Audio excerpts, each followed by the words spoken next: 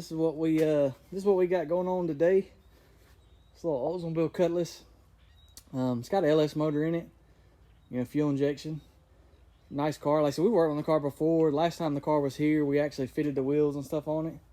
Put the big brake kits on it, and you see on the back it's got a pretty good sized deep wheel on the back. Got disc brake kits all the way around. As we did it last time, but come in right now, it's actually, car won't run right this second. It's got something going on with the fuel system, so we're gonna get into that and see if we can figure out what's going on with that. Like I said, it won't crank off the key right at the moment, but we're gonna get into it and see if we can figure out what's wrong with it. Y'all stay tuned. Suspension all on it, but it's got an electronic issue going on right now. It'll crank. Like I said, if I can show you, let me try to crank it. So basically, when you turn the key on, I can show you. Nothing for the fuel pump, so it won't actually prime the pump. So we gotta figure out what's going on electrically. I don't think it's the pump. It could be the pump, but I don't think it's a pump issue. We just gotta get in here and see what's going on with it. Like I said, it's got an intake pump, so get in here and try to figure out what's going on with it.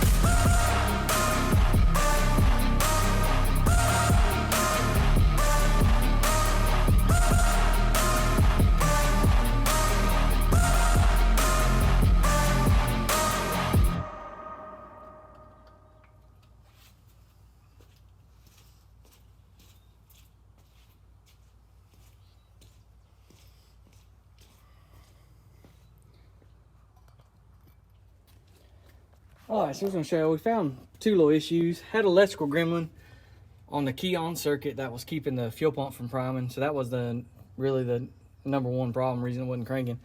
So we got that straightened out, got the fuel pump relay stuff figured out, got it hooked up right to where the computer's turning it on. But the second problem was something you should keep check on just on these things. The mass airflow on it had actually come unbolted from the cold air intake. Can't really see, it's kind of tucked down in there kind of tight, but just keep a check on that. Just something, just like I said, a lot of stuff on these cars rattle loose over time. So once we did get it running, it still had like kind of a little bit of an issue. It didn't really run great. It kind of was sputtering and that type of stuff. So just keep a check on all that. Like I said, your cold air intake, especially on mass air cars with cams, anything on that cold air intake, like I said, any vacuum leak or anything like that around that sensor is going to make it run different. But that should square us up on that. Like I said, we got the electrical problem fixed. We're going to try to crank it up and see how it runs.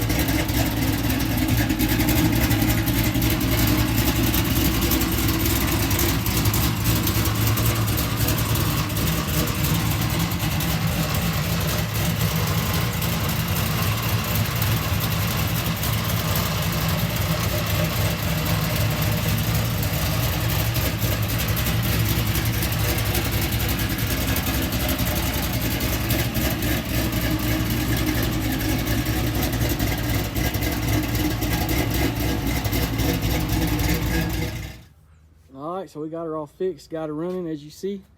The issue was with there was a pinched wire for the fuel pump circuit. So we got that straightened out. It was causing the relay to kind of short out, throw a code, actually causing a fault code. So it wouldn't let it crank like it was supposed to, wouldn't let it cycle the fuel pump. But we got that straightened out.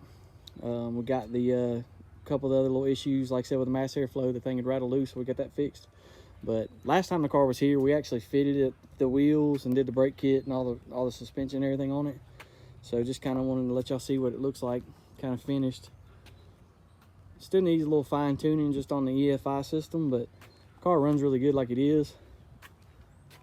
But just about time now to get it out and drive it a little bit and kind of do the rest of the little fine tuning on it. And hope y'all enjoy it.